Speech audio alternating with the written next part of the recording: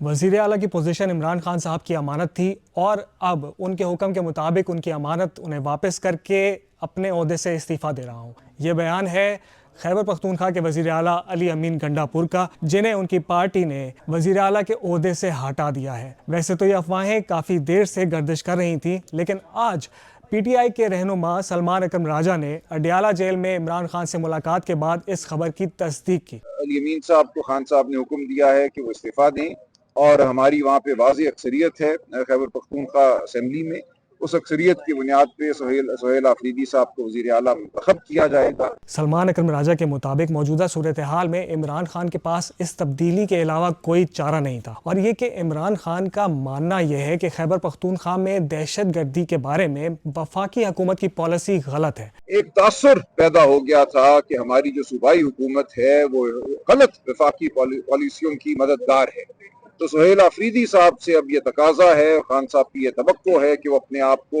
دور رکھیں گے۔ تو اب کیا ہوگا؟ علی امین گنڈا پور استعفے کے باوجود اپنی پوزیشن پہ اس وقت تک کام کرتے رہیں گے جب تک خیبر پختونخوا اسمبلی صوبے کے نئے وزیر اعلیٰ کا انتخاب نہیں کر لیتی۔